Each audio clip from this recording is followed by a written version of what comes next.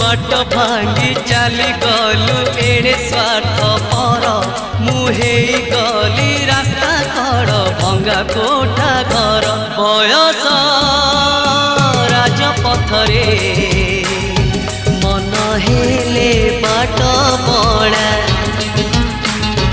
घटी थाए थरे थरे मिठा मिठा दुर्घटना।